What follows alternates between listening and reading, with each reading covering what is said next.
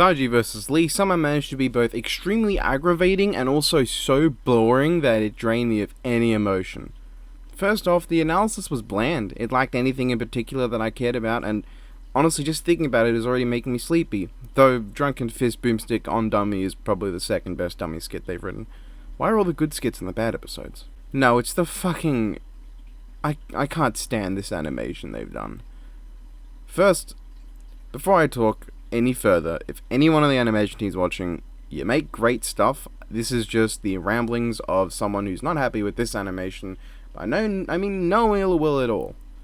Because Death Battle is great and I do like it, and this is going to be the last negative thing, hopefully, that I'll have to say about anything Death Battle related, because Hulk vs. Broly is going to be great, and let's not pretend it won't be.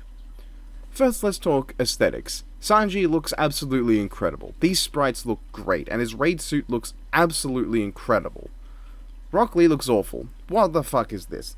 His eyes look weird, his arms look too low, hell, look at where the rigs for the shoulders start. This is where the rig's shoulders start. Why is it so low on his body?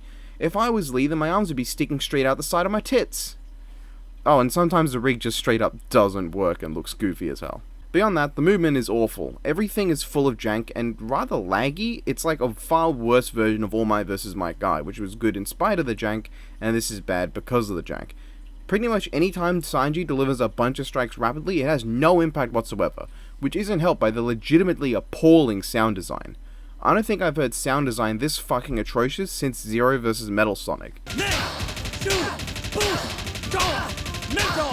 Every kick from Sanji sounds like someone clanging metal pans together, like his legs are made of metal. I know he uses armament haki and he's clashing with Rock Lee, but they're not literally armor and a rock here. Why does it sound so awful? Are those sounds from some One Piece fighting game? Because if that's the case, then the fighting game's got bad sound design, and if it's from the actual anime, the anime's got bad sound design, because it sounds awful. It sounds like fucking Berserk 2016 Guts' sword. Hell, the sound design is so bad that even Rock Lee's Hidden Lotus comes off as stupidly soft. Though the animation isn't doing it any favors. For one thing, this arm, it does not look at all like it's being pulled back for a punch. I don't know what he's doing beyond some dumb taunting gesture with his wrist, like he's just not gotten with the times. But this is not a Hidden Lotus. 1 Minute Melee got the Hidden Lotus to look fucking amazing. Lee goes absolutely ham on Sanji in that one, ending him by pulling Sanji into his fist and then a brutal launch with a lot of nice effects at the end. Compare that to a wibbly punch and a small dust boom and Sanji being completely fine. But hey, at least he did the Hidden Lotus. It's the only technique he used in the entire fight that isn't a gate activation. I guess there's like probably some other stuff, but it doesn't get called out and it's very difficult to notice. Though I don't think I'd want to hear him call them out given how bad the voice acting is. I hear the voice actor for Lee is a really nice guy, so no hard feelings. This is just a criticism of his performance, and there's a good chance that it could be a fault of poor direction as much as a general poor vocal performance. It is very possible for even the best voice actor to deliver a bad performance if the direction is poor. Lee's voice sounds nothing like Lee, and it also doesn't really fit him at all. He sounds more like a really daft version of Zuko. I refuse to eat this. It's far too mild, lacking in the fiery youth of true spicy curry. Mild. This is the most perfectly balanced curry around. Even when he's screaming out Hidden Lotus and 8 gates open, it doesn't sound right. When Lee screams to opens his gate in either the English or Japanese dubs, it sounds like he's tearing himself open. Like he's screaming in both effort and pain because that's what the 8 gates are. This sounds like his balls have only just dropped and he's really surprised by that, which isn't at all helped by how quickly he blitzes through the gates. Lee in his regular state lands one punch. After that he's drunkenly, then he goes into the gates. Regular Lee lasts 30 seconds in the fight, which includes the entire intro scene. 5th Gate Lee lasts 5 seconds and lands 1 hit. 6th Gate Lee lasts 7 seconds and lands a bunch of hits that Sanji no-sells. 7th Gate Lee lasts 35 seconds and lands a Hidden Lotus which Sanji also no-sells. 8th Gate's Lee lasts 35 seconds and lands an attack that Sanji also doesn't react to. And Drunkard Lee lasts 44 seconds. Drunkard Lee appears more in this fight than any other individual state of Lee, as if it's his main state or something. I expected after he sobered up that he would go back to regular Lee and would jump back into fight and then activate his gates when he really needed to. But no, he jumps back up after sobering, enters 8 gates, skips the first 4, which I guess is fine, and then blasts through 5 and 6 in less than 15 seconds. And even then, Lee gets really bodied this entire fight.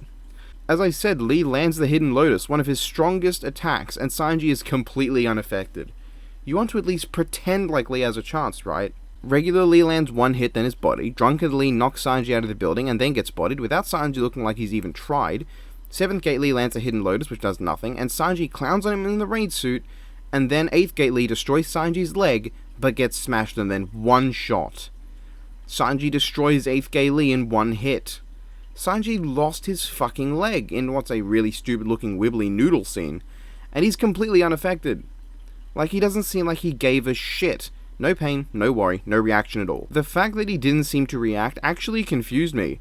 I legitimately, when first watching this, thought that the leg exploding was some kind of thing I saw wrong. I thought, oh wait, no, I guess he didn't lose his leg. But actually, no. No, he did, and I noticed right here when I saw his leg missing in the ending shot. I was like, what?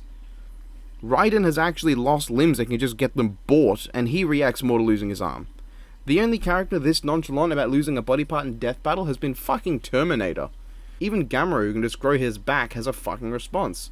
I guarantee when Cell shows up, he's going to lose a limb and he's going to respond more, even though it just takes him out of a grunt and it comes back. Then the kill, while admittedly really nicely animated, just sort of happens. Sanji gets a decent enough line, I guess, and then just kicks Lee and Lee pops in half. I was so confused when it happened. Not the confused of what just happened, the confused of, oh, okay, that just happened. I guess he's dead now.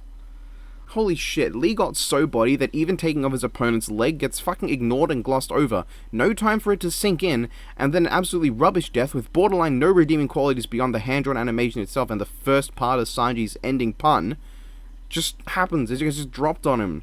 This episode, it is massive Rock Lee disrespect, because he gets destroyed in this fight. Easily going to be one of the most one-sided fights in Death Battle history, because the only time he lands a single proper good hit that Sanji really reacts to, well, he doesn't actually react to it, but it has impact, I guess, and then Lee's, like, Sanji's just fine. And really, all I can say about this episode is that it's pretty much rubbish with no redeeming qualities. Bad voice acting, janky animation, extremely bad sprite work at points, atrocious sound design, and some really bad writing. The entire intro that leads into their fight makes Lee out to be this massive cunt, and Sanji to be an overreacting asshole. Speaking of weird sprite work, why is it that Lee's head gets all red, which is visual shorthand for something being too spicy, and then he complains it's too mild? Shouldn't he have eaten it and then had no reaction at all? The good scenes I can count on one hand. The shot of Sanji's observation haki is alright, the hand-drawn stuff looks nice, and handsome Lee is amusing. That's it. That's all. Sanji vs. Lee is an unprecedented failure, beaten out not only by its 1-minute melee counterpart, which is faster, has better voice acting, better sound design, somehow more techniques used despite being a third of the length in fight time, and has a much better, more impactful conclusion. But it's also beaten out by its One Piece Death Battle contemporaries. Urza vs. Zoro had some outstanding choreography, and a good mixture of the characters' abilities and techniques topped off by a legitimately outstanding death, with arguably one of the most ridiculously cool fucking shots in the entire series. Natsu vs. Ace had a really good use of lighting as the area got more engulfed in flames. There's this legitimately incredible shot of their silhouettes fighting in the fire, and a fantastic ending, where Natsu uses his techniques in conjunction with taking advantage of Ace's own fire body to pin him down and get one of the best animated deaths we've ever had in the series. Fuck, Natsu uses more strategy in this little bit than Gray and Esdeath use in their entire fight. Natsu is smarter than both of them now, while Sanji vs. Lee fails in literally every way those other episodes succeeded. Let's not even compare it to some of its Naruto episode contemporaries. This episode has some awful sound design, no standout moments of sheer awesomeness, not really good voice acting, and bad sprites. Legitimately, why didn't they just use the JUS sprites? Did anybody really complain about the sprites in Naruto vs. Ichigo and Sasuke vs. Hiei? To my knowledge, all you need to do is make 8th Gate and Raid Suit sprites, which given what they did for those other two, shouldn't be that hard. You could have spent more time actually animating the goddamn fucking fight, instead of making Rock Lee with shoulders that come out of his rib cage. Before I leave off, I want to talk about the conclusion. Now, ignoring whether or not the outcome was right, we're not going to talk about if it was an accurate episode in terms of the conclusion, just some of the weird things I noticed about the research. First off, though this point is fairly meaningless, the Gate of Death being a technique he's never used before is talked about as a detriment, but not for Might Guy. He's never used it more than once, and you can't have post 8th Gate Guy in your Death Battle, as that's past his prime. Why would you use Guy after he's used the 8th Gates, but then just put him in a body of pre-8th Gate Guy? Like, that doesn't make sense. You're using All Might versus a version of Might Guy that never existed. You're making up a version of Might Guy. And yeah, All Might hasn't used any of his smash techniques in his prime, at least that we've seen, but we've seen so little of his prime that him using what's essentially just a massive punch doesn't really come across as too weird. I mean, what if he has used the United States of Smash before? It's really just him punching really fucking hard. Secondly, they calculate Luffy dodging the light based on how close it was when he moved, which is fine, that makes sense. Why didn't they do the same for Naruto? Look at how close that light beam is before Naruto dodges it. That might not exactly get 13 times the speed of light, I have no idea what it would get, and Lee might not scale 1-to-1, but it should still produce results close enough that Sanji would have trouble being able to dodge for as long as he'd need to. Especially because Sanji wouldn't know that 8 Gates Lee could one-shot him and also doesn't seem to fight in a way that prioritizes dodging. Hell, whenever Lee attacks in this episode, he gets blocked by Sanji's legs.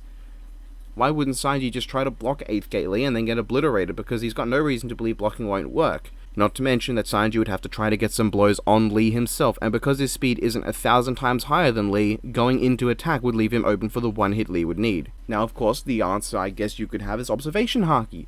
Sanji would know that he just needs to get out of the way of Lee's attacks, because I guess he would conveniently precog that Lee is now strong enough to one-shot him. But how would he know that Lee would eventually die on his own of 8th Gate? He wouldn't know that, would he? Would it just... Does observation haki tell you all of the details of your opponent's abilities? Because I feel like in that case, Death Battle should have brought that up, because that would be very important, I guess. And it would be notable because Sanji would eventually have to go on the attack, because, I mean, he's got to win, right? And all he knows is that if he keeps dodging, he'll run out of stamina, so he'd go into attack and then get himself hit too. Of course, you could also bring up the counter-argument that Sanji one-shots base Lee, so Lee never even gets into 8 Gates, but... really... Their research is probably fine, but the episode's writing doesn't do it any favors. Anyway, those are my overly long opinions on the episode. Did I like it? No. Not really. Not at all. Solid 4, maybe 3 out of 10. There's so little appealing about this episode. I gotta get myself a fucking Jägermeister, enough of this shit.